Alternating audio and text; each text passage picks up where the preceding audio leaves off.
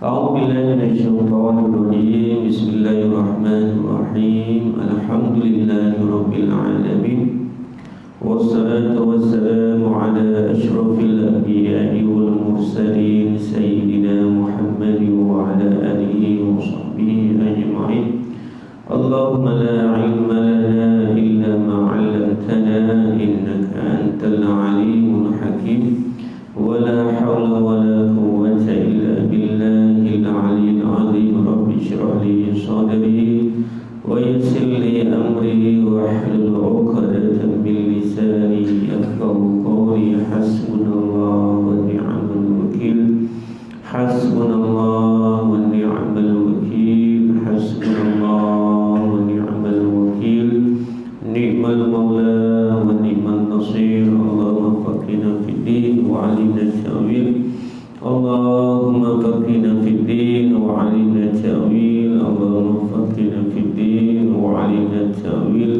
واهدنا إلى صراطك المستقيم. Yang saya hormati pengurusi Surau Al-Ikhwan, Timbalan Zikir Masjid, Tuan Imam, Tuan Bilal, Muslimin dan Muslimat yang dimuliakan oleh Allah Subhanahu wa Ta'ala. Alhamdulillah, marilah kita memperbanyakkan kesyukuran kita kepada Allah yang telah banyak memberikan kepada kita taufik hidayah, rahmat, kasih sayang Allah Subhanahu wa Ta'ala kepada kita. Walaupun kita banyak berdosa dengan Allah, berdosa dengan manusia, tetapi Allah Subhanahu wa Ta'ala pandang keinginan kita untuk mendapatkan hidayah daripada Allah. Maka Allah mudahkan kita untuk datang ke rumahnya, untuk duduk sekejap membesarkan Allah, untuk menunaikan solat sebagai tanggungjawab kita kepada Allah sebagai seorang hamba, mengikut kepada matlamat Allah jadikan kita wa ma khalaqtul jinna wal insa illa liya'budun, dan aku tidak menjadikan jin dan manusia itu melainkan untuk mengenal aku. Kata Ibnu Abbas, liya'rifuni, untuk mengenal Allah Subhanahu wa Ta'ala. Semuanya di atas rahmat dan izin daripada Allah Subhanahu wa Ta'ala.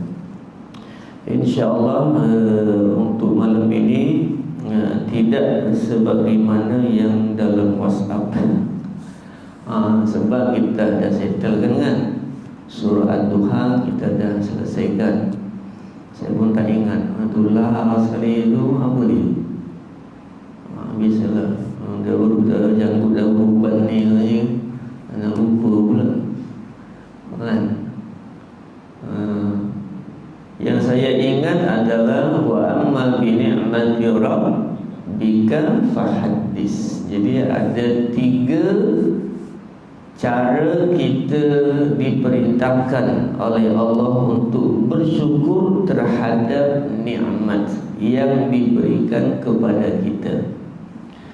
Last sekali ayat adalah wa amma bi ni'mati rabbika fahaddis. Maka dengan nikmat yang Allah berikan kepada kamu, maka fahaddis, maka engkau mesti tunjukkan. Dan kita telah jelaskan 3 tanda syukur kita kepada Allah. Yang pertama, syukur dengan hati. Syukur dengan hati maknanya kita mesti mengakui, meyakini dalam hati kita bahawa setiap dan seluruh apa yang kita miliki sekarang semuanya datang daripada Allah. Rumah kita yang ada itu semuanya bukan datang daripada usaha kita. kereta yang kita ada, motor yang kita miliki, anak, bahkan isteri, semuanya datang daripada Allah. Itu meyakini dengan hati, cara bersyukur dengan nikmat Allah melalui hati kita. Maknanya tuan, Allah perintahkan dengan cara bersyukur seperti itu, membawa kita agar kita selalu tawadu. Sebab kita yakin, tuan-tuan, bahkan saya boleh sampai ke surah Ikhwan ni, semuanya adalah datang daripada Allah. Bukan sebab kereta saya, bukan sebab saya sihat. Kalau kereta, banyak kereta-kereta yang lagi-lagi mewah, tapi tak boleh sampai.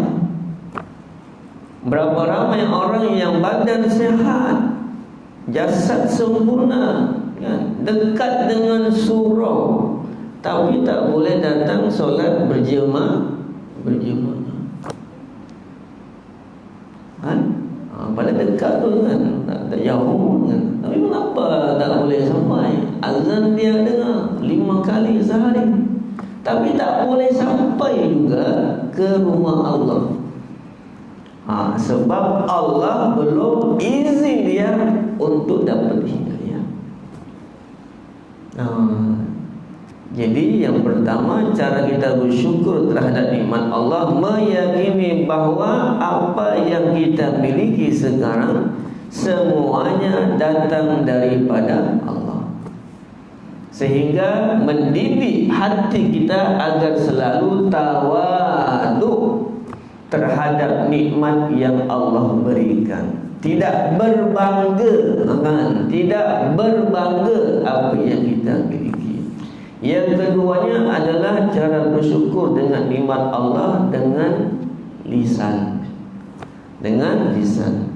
Dan kita telah jelaskan bagaimana Nabi Sulaiman mengucapkan, menuturkan, mengatakan di saat Allah berikan dia nikmat, haza min fadli Rabbi.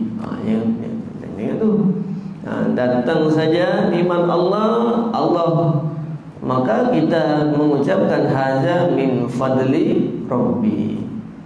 Kan kalau ada orang tanya kepada kita, Masya Allah, rumahnya cantik, haza min fadli Rabbi. Isteri cantik, haza min fadli Rabbi. Kan? Kereta cantik, haza min fadli Rabbi. Apa artinya haza min fadli Rabbi? Ini merupakan kurniaan semata-mata daripada Allah. Kan? Disitulah letaknya kita menyerahkan semuanya kepada Allah. Yang ketiga adalah cara bersyukur dengan nikmat Allah Subhanahu wa ta'ala dengan cara apa? Dengan cara menerjemahkannya dalam tindak tanduk kita. Nikmat yang datang kepada kita, kita mesti apa tuan? Kita mesti ingat, sesuatu yang datang kepada kita yang baik, yang lebih, sebetulnya hakikatnya semua itu bukan milik kita. Satu, sebab dalam harta yang kita miliki, di situ ada harta, di situ ada hak orang lain. Maka diperintahkan kepada kita untuk satu, membayar zakat, bersedekah, berkongsi nikmat kepada orang lain. Maka digalakkan bila kita dapat nikmat saja, cara bersyukur, beli pisang hantar masjid. Contoh, beli air mineral hantar ke surau. Kan? Setiap kali ada contoh kuliah sebulan sekali atau seminggu sekali, maka sediakan makanan. Saya yang masak hari ini, maka hantar ke masjid. Kalau tak boleh, hantar duit kepada ejek ke masjid untuk ikutlah nak beli apa-apa pun, hantar masjid. Kalau ada jiran sebelah yang memerlukan bantuan, hantar makanan, hantar keuangan, hantar apa saja yang kita mampu kepadanya untuk diberikan kepadanya.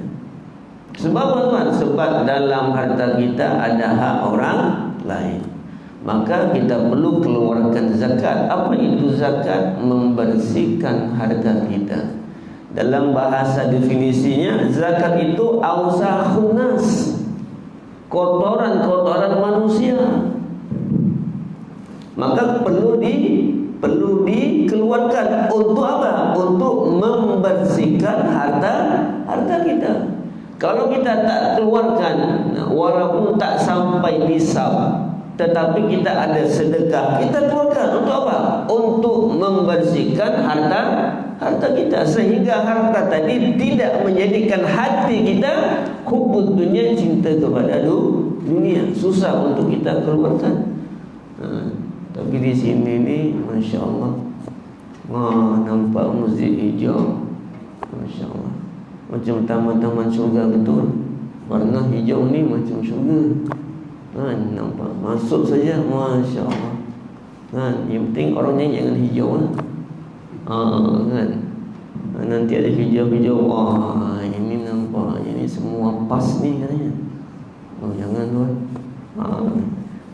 Kan contoh kan. Jadi ingat tuan, ya, ingat. Ya, itu cara kita bersyukur dengan nikmat melalui perbuatan. Kongsikan saja, jangan takut kita merasa kita akan kurang harta. Jangan. Ya, sebagaimana yang kita sarankan dulu, ada tabung subuh. Tabung subuh jangan lupa. Buat tak buat kan? Ada kan? Alhamdulillah, buat alhamdulillah. Tabung subuh jangan lupa, RM1 pun jadi, RM5 pun jadi. Cukup bulan hantar ke surau. Kalau semuanya tak ada terima di sini, saya boleh terima. Saya hantarlah. Contohnya Ustaz, saya nak ini, tak apa, kita bagi masjid, bagi fakir miskin, bagi anak-anak yatim. Di kereta saya ada 5 kilo beras lagi, belum saya hantar. Orang bagi saya bagi orang. Jadi berbagi tuan. Ya, tuan-tuan Allah, dunia ini kalau kita anggap banyak sikit kan, semua kita akan tinggalkan. Ya, jadi itulah di antara di antara kesimpulan untuk bulan lepas, cara kita bersyukur terhadap nikmat Allah Subhanahu wa taala dan cara mengucapkannya sebagaimana ucapan Nabi Sulaiman alaihi salam. Dan malam ini insyaallah kita akan lanjutkan surah Al-Insyirah. Nah, sebab Ad-Duha dengan Al-Insyirah itu satu sebetulnya. Turunnya itu satu. Jadi biasa kalau kita baca Wadduha, maka iringilah dengan surah Alam Nashrah. Kan Alam Nashrah. A'udzu billahi minasy syaithanir rajim. Kita boleh baca sama-sama ya. Alam nashrah laka sadrak wa wada'na anka wizrak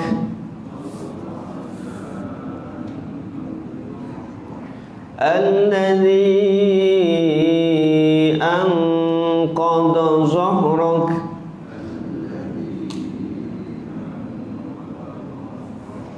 wa rafa'na laka dhikrak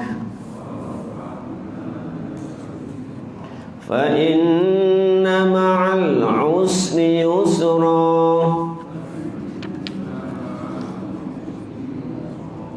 inna ma'al usri yusra.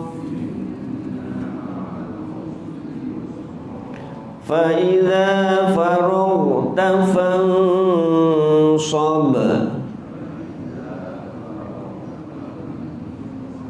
وإلى ربك فارغب. Sadaqallahul azim. Surah Al-Insyirah maknanya lapang dada. Ya. Ada yang ulama mengatakan surah Al-Insyirah maknanya adalah surah sakinah, surah ketenangan. Ada yang mengatakan surah Tuma'nina. Apa teman-teman tuan? Surah Tuma'nina. Apa tu Tuma'nina? Rukun kan, dalam rukun kita kan mesti Tuma'nina. Surah yang ketenangan jugalah. Sakinah, ketenangan juga sama itu. Tuma'nina, ketenangan. Merasa tenang. As-sakinah, merasa tenang. Ya. Al-insyirah sebab apa? Sebab bila lapang dada akan merasa tenang. Dan ketenangan itu datang karena lapang dada. Itu dia. Okey. Maksudnya ayat yang pertama, alam nashrah laka sadrak. Bukankah kami Allah telah melapangkan dadamu wahai Muhammad sallallahu alaihi wasallam. Itu alam nashrah. Perkataan alam nashrah inilah dari sudut bahasa itu bukankah, lam itu tidak, bukan juga. Nashrah itu kata kerja mudhari, tetapi apabila digabungkan di antara lam dengan nashrah fi'il mudhari, maknanya adalah telah. Itu telah menjadi fi'il madi balik, past tense kalau yang berbahasa Arab. Maknanya apa? Bukankah kami, kata Allah, telah melapangkan dadamu. Dulu waktu surah Ad-Duha diceritakan bahwasanya beberapa hari Nabi tidak menerima wahyu sehingga Nabi merasa gundah gulana dan resah. Lalu turunlah ayat surah Ad-Duha untuk apa? Untuk menyatakan bahawa Allah tidak pernah meninggalkan Nabi. Dan sebagai tanda Allah tidak meninggalkan Nabi, dalam surah Ad-Duha, alam yajidka yatiman fa'awa. Bukankah kamu dulu kami dapat di dalam keadaan yatim? Siapa yang melindungi kamu? Satu. Wa wajadaka dhalan fada. Bukankah dulu kamu sesat, merasa gundah gulana sebab ada 360 berhala, kamu pening kepala, resah, gula-gula, engkau pergi ke Gua Hira, lalu kami turunkan wahyu. Itu dia. Maka pada ayat ini juga Allah nak menjelaskan kepada kita bahwasanya sebagai tanda Allah tidak melupakan Nabi adalah dengan cara apa? Dengan cara melapangkan dada Nabi. Cara Allah melapangkan dada Nabi dia ada dua. Yang pertama secara hissi, yang kedua secara maknawi. Hissi itu adalah benda yang nampak, maknawi benda yang tidak nampak. Yang nampak apa? Cara Allah melapangkan dada Nabi secara hissi adalah kita mesti ingat dulu berapa kali Nabi dibelah dadanya. Ini pertanyaan. Yang boleh jawab saya bagi RM10. Berapa kali ini? 2 kali kan? Yang pertama pada waktu kecil. Yang kedua sebelum Nabi di Isra Mi'rajkan untuk berjumpa dengan Allah, mengambil syariat solat daripada Allah. Dilapangkan dada, dibelah dada Nabi, dicuci dada Nabi sehingga bersih, dimasukkan hikmah, al-ilmu wal hikmah, pengetahuan dan hikmah. Itu kata ulama, dengan dibelahnya dadah Nabi, dicuci dengan air Zam-Zam, dimasukkan ilmu al-hikmah dan kenabian, sehingga dada Nabi tidak ada satu atau sedikit pun rasa cinta dia kepada dunia. Itu sebab apa tuan? Sebab dunia ni kan, manusia ni tak boleh datang, tak nampak masjid, tak nampak surau, tak nampak baca Quran, sebab hati dia telah dihiasi dengan keduniaan. Bukan tak boleh kita cari dunia, bukan. Ya, sebagaimana doa Ibnu Al-Mubarak, ya Allah, jadikan harta-harta aku sekarang ini berada di tangan-tangan, jangan sampai ia masuk ke dalam hati. Kan? Bila dah masuk cinta dalam dunia, cinta hati-hati dengan cinta dunia, maka akan datang apa? Karahiyatul maut. Akan benci terhadap mati. Jadi dibersihkan dada Nabi, bersih. Supaya apa? Supaya ya lapang dada, ya, lapang hati. Ya. Yang keduanya adalah sebelum Nabi di Isra Mi'rajkan, lalu datang dikatakan datang dua malaikat. Ada yang mengatakan malaikat Jibril yang datang sendiri untuk belah Nabi, dicuci balik. Dicuci balik. Sebab apa? Tuan-tuan, nak bagi faham kepada kita, sebelum terima solat tu, ya, dada Nabi dibelah berapa kali? 2 kali. Ya, mesej yang pertama pada waktu kecil. Maka kalau kita ada anak-anak kan, ada anak-anak, ada cucu, pertama sekali yang kita perlu masukkan dalam dada anak dia apa? Cinta terhadap kalimat-kalimat Allah. Dan tuan-tuan, jangan sampai rugilah, jangan sampai pertama kali bacaan anak kecil kita ataupun cucu kita diajarkan oleh orang lain. Kalau boleh kita yang ajar. Sebab apa? Sebab ia akan menjadi syafaat untuk kita. Kan? Kita kan dapat dia baca Quran. Kalau boleh, kitalah yang ajar anak supaya pandai membaca surah Al-Fatihah dengan makhraj. Kita yang ajar cucu kita boleh solat zuhur, asar, maghrib, isya, subuh. Kita yang ajar. Bacaan-bacaan solat, kita kalau boleh kita yang ajar. Jangan sampai orang lain. Sebab apa? Sebab setiap perkataan, kalimat, setiap tindakan, perilaku dia, amalan-amalan dia, baca Quran, solat, akan menjadi syafaat untuk kita. Rugilah kan? Apatah lagi dulu kita ni zaman-zaman jahiliyah dulu kan. Di sini tak ada kan, kadang-kadang kan kita dulu tinggal solat. Maklum orang dulu ni faham agamanya kan. Kadang-kadang ni kita tak tahu kan, kita tinggal solat kan, nak qada balik pun ya Allah kan, kaki dah bergetar dah. Nak qada 10 tahun yang tinggal solat tu, kalau kira-kira nak qada Allah kan. Ada pernah tanya lah, macam mana nak qada ustaz, kaki dah bergetar katanya. Kalau nak qada balik ya Allah kan, ya, cara kita qada tu ikut kepada apa yang diterangkan oleh ustaz lah.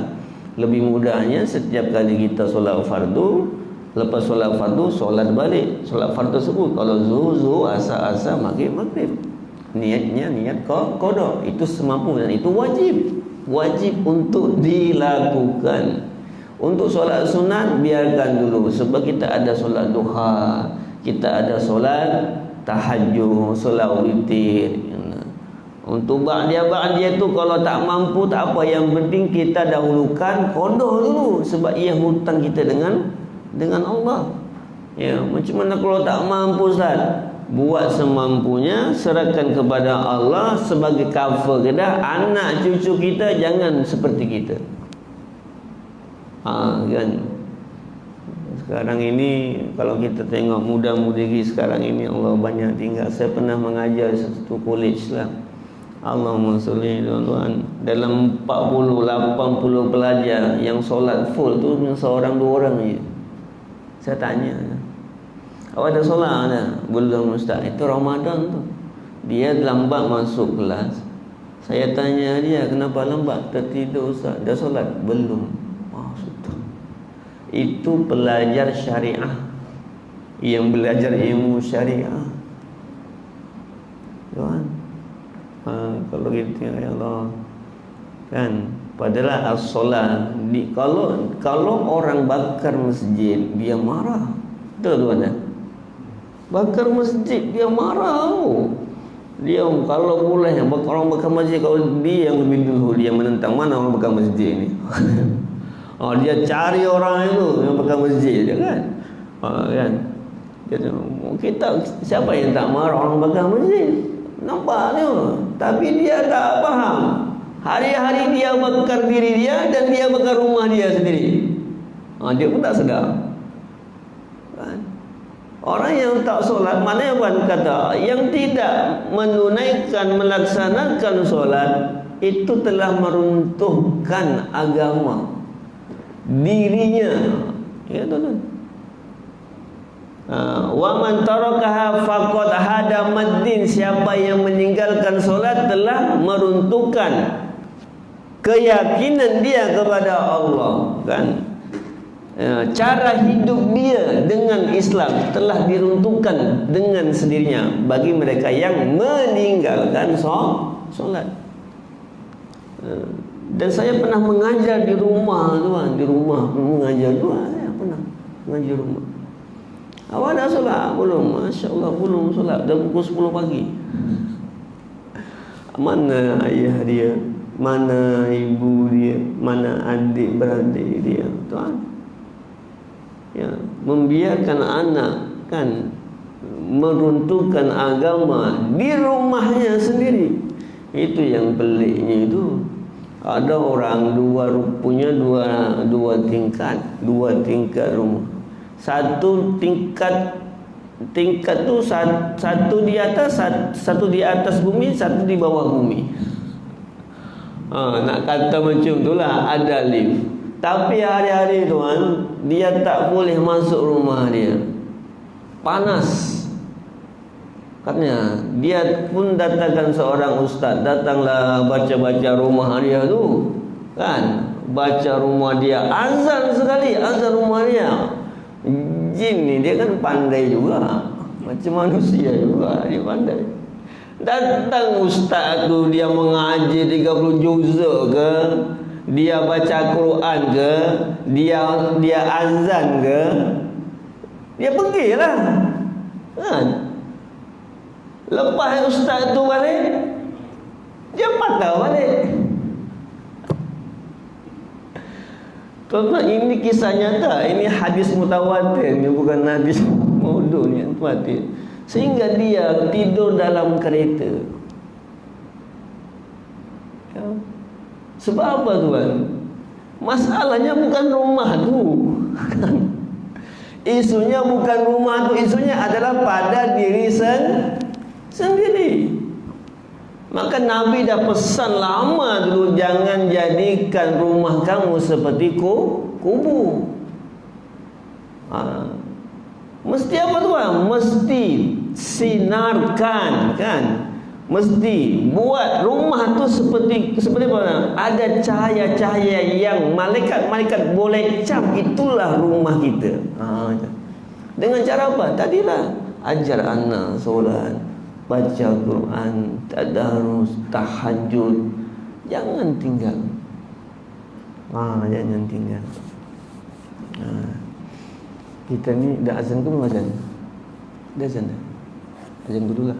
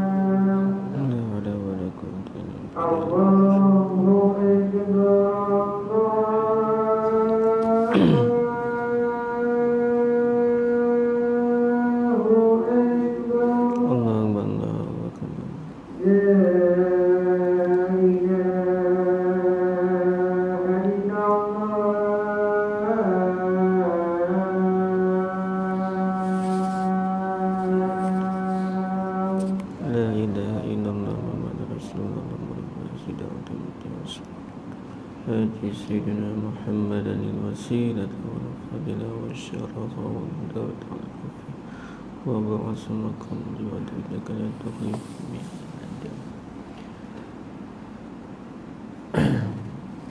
Jadi itulah yang pertama, cara Allah membelah, melapangkan dada Nabi Muhammad sallallahu alaihi wasallam. Yang pertama secara hissi.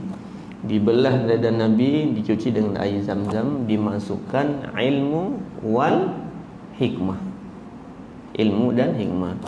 Yang kedua adalah maknawi. Maknawi ini maknanya adalah dengan Islam. Ya, dengan Islam. Dan dengan Islam ini ada dua.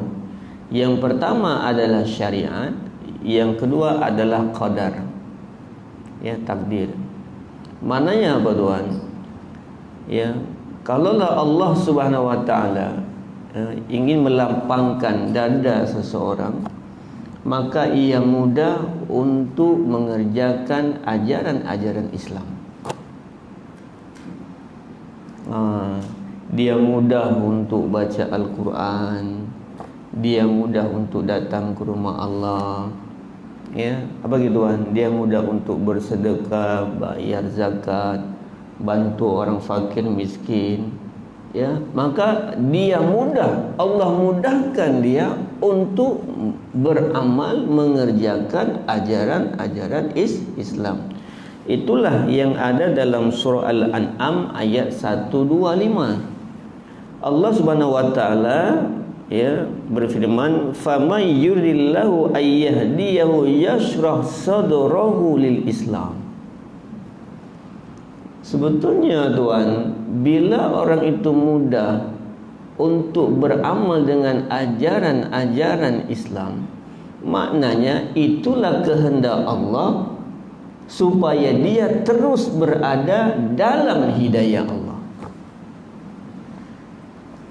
Maka barang siapa yang Allah inginkan untuk memberikan yahdiyahu yasrah sadrahu lil Islam, yang memberikan hidayah kepadanya, maka satu-satunya tanda yang Allah berikan kepadanya adalah dengan lapang dada.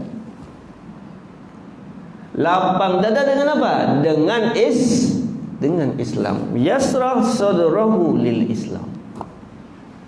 Jadi tuan-tuan beruntunglah kan. Beruntung orang-orang yang selalu pergi surau masjid, hati dia itu betul. Itulah tanda Allah sayang kita. Tanda Allah lapangkan dada kita. Tapi kadang-kadang iyalah Tuhan, manusia biasa kan.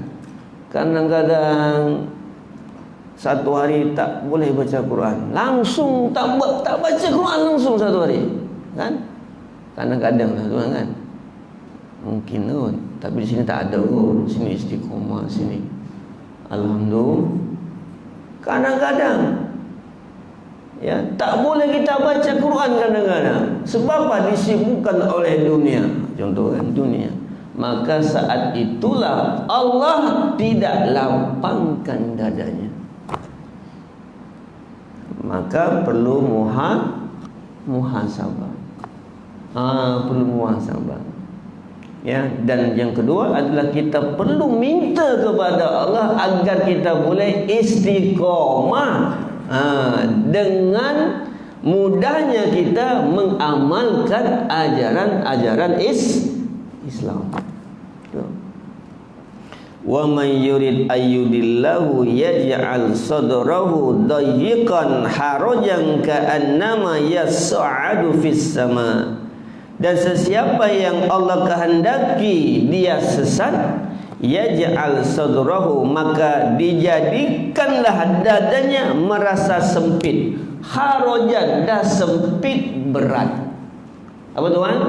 Sempit dan berat. Allah, nak solat duha ya Allah, macam berat sangat nak solat duha tuan. Ya. Payah nak solat duha, bukan payah, berat lah. Nak bangun malam tuan Allah, memang perlu mujahadah kan. Ni kejap lagi kita Ramadan kan tuan. Ramadan ni mujulah doa yang tuan. Setiap menang berdoa tuan. Mudah-mudahan Allah sampaikan kita dapat mengerjakan puasa di bulan Ramadan. Dapatlah juga jumpa malam Lailatul Qadar. Doa daripada sekarang, minta kepada Allah Subhanahu wa taala. Ya. maka dada menjadi sempit. Yas'adu bisama, macam dia merasa sesak nafas. Nak buat tu memang payah, berat. Berat. Ya, maka saat itulah kita, tuan-tuan, kita mesti faham, kita mesti balik semula kepada Allah Subhanahu wa taala, minta semula kepada Allah Subhanahu wa taala supaya Allah lapangkan dada kita. Tu.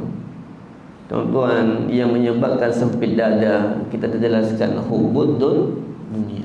Sebab hati kita ni dah penuh dengan dunia. Kita perlu keluarkan satu persatu. Ya, maka digalakkan untuk kita selalu berzikir, basahkan lidah kita dengan berzikir kepada Allah. Allahumma inna nas'aluka lisanan ratiban bizikrik. Jangan lupa tuan, minta pendek aja. Ya Allah, saya mohon kepada kamu lidah yang dibasahi dengan berzikir. Jangan, tuan-tuan, untuk basah lidah ni bukan mudah. Kita pergi pasar, kadang-kadang kita tak berzikir. Kita ingat kat sana kan, ingat macam mana dapat diskaun, macam mana kita nak beli. Jangankan pergi pasar, tuan, kadang-kadang pasar masuk dalam solat kita. Jangan kita pergi pasar masuk dalam solat kita. Buat planning, hari ni nak masak apa, hari ni beli ikan tongkol, sambal pedas, sambal hijau, semua-semua. Assalamualaikum warahmatullahi, Assalamualaikum warahmatullahi. Tak jadi semua. Apa yang di planning dalam solat tak jadi semua. Macam itulah hati kita, tuan. Kan kadang-kadang kan, karena tak ingat daripada takbir yang pertama sampai tuan nak tahiyat memang tak ingat. Assalamualaikum ingat. Assalamualaikum itu mujur ingat. Kalau tak ingat apa?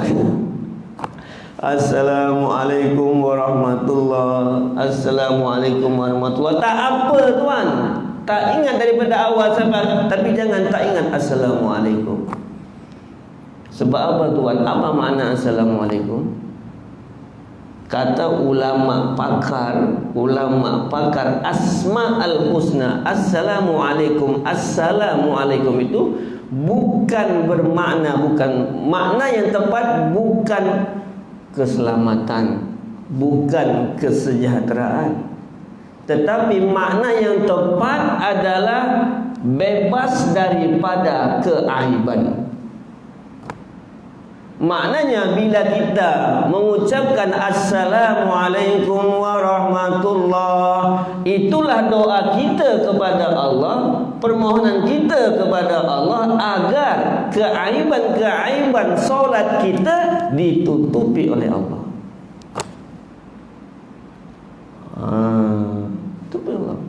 Maka bila kita Assalamualaikum haji, kadang-kadang dia tak jawab kan, kadang-kadang tak jawab. Tak apa, maka perlu jawab ya. Waalaikumsalam. Saya punya jiran dulu ya, saya baru beda. Assalamualaikum, dia tak jawab. Assalamualaikum, dia jawab apa? Assalamualaikum. Lepas tu banyak kali, mungkin 10 kali baru dia kata Waalaikumsalam. Alhamdulillah. Maknanya bila kita ucap Assalamualaikum warahmatullahi, tak jawab berdosa tuan. Waalaikumsalam tuan. Assalamualaikum warahmatullahi. Bagi salam sunnah, jawab salam wajib. Mengapa kita wajib bagi salam? Kenapa tuan wajib bagi salam? Wajib jawab salam, wajib jawab salam. Kenapa? Ada yang tahu? Macam-macam kan ya, sebab nak menghindarkan daripada sikap takabur. Ada orang doakan seseorang Assalamualaikum, itu semua doa. Assalamualaikum warahmatullahi wabarakatuh, jangan tak jawab kan. Walaupun ustaz, jangan, tak apa, wakil lah, wakil. Ada pula main wakil-wakil, nanti surga pun wakil juga. Tak apa, saya masuk surga dulu, kau tak payah nanti. Maka boleh jawab dengan suara dalam hati. Jangan dalam hati. Dia ucap dengan lidah, dengan suara. Jawab dengan suara. Jadi bila orang berkata wa idza huyitum bi tahiyyatin fahayyu bi ahsana minha aw rudduha. Bila ada orang beri penghormatan dengan assalamualaikum, maka jawablah yang semisal dengannya atau yang lebih baik. Assalamualaikum, jawab waalaikumsalam, boleh. Assalamualaikum, waalaikumsalam warahmatullah, lagi bagus. Assalamualaikum, jawab waalaikumsalam warahmatullah wabarakatuh. Langsung bagi tazkirah kat situ. Maka Tuhan Allah, kalau kita satu persatu kita kaji dari segi tasawufnya Tuhan, tak habis kan. 4 pertemuan tak habis. Pendek kata, perkataan Assalamualaikum itu sangat bermakna bagi kehidupan seorang Muslim. Sebab itulah permintaan kita kepada Allah, supaya Allah tutup segala keaiban-keaiban kita. Dan itulah yang nanti akan diperlihatkan di hari akhirat, di mana semua akan melihat apa yang kita lakukan. Maka paling tidak Tuhan, harapan kita kepada Allah, tutuplah keaiban kita supaya jangan dilihat oleh orang lain. Itu Tuhan. Itu. Jadi itu Tuhan. Jadi yang tadi kita sebutkan, ya, caranya apa? Allah lapangkan dada kita dengan cara mudahkan dia untuk beramal ajaran-ajaran Islam. Itu. Ya, yang keduanya dia apa? Yang keduanya dengan takdir. Apa saja takdir yang Allah berikan kepada kita, kita perlu sabar. Kita perlu sabar dan menerima apa saja ketentuan daripada Allah. Ya, perlu apa? Perlu sabar. Kalau dapat nikmat, perlu bersyukur. Dapat musibah, kita perlu bersabar. Yang paling penting apa Tuhan? Ar-ridha. Ridha terhadap apa saja yang ditentukan Allah kepada kita. Ya, kadang-kadang ada yang tak terima. Ya, kadang-kadang ada tak terima.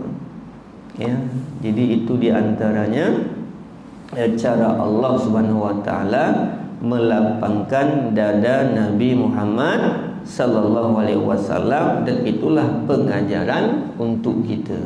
Bahwasanya yang paling penting yang kita minta kepada Allah untuk malam ini adalah, ya Allah, lapangkanlah hati dan dada saya, semoga ia mudah untuk kita beramal dengan ajaran-ajaran Islam. Ya, lapang dada tanda Allah nak bagi hidayah kepada. Tanda Allah nak bagi hidayah kepada seseorang. Bila Allah bagi hidayah, maka itulah tanda dia mudah untuk beramal dengan ajaran-ajaran Islam. Wallahu a'lam. Setakat ini untuk perkongsian, dan kita akan teruskan. Mungkin tahun kita akan jumpa nanti, mungkin lepas hari raya kot. Wallahu a'lam. Bila jumpa lah. Ya. Ini pun suara saya dah macam suara sengau-sengau dia ni. Macam lain Ustaz suara ni kan. Tapi tak apa, insyaAllah. Sempat juga berkongsi ilmu pada malam ini. Sebenarnya ada pertanyaan sahabat Nabi kepada Nabi Muhammad SAW.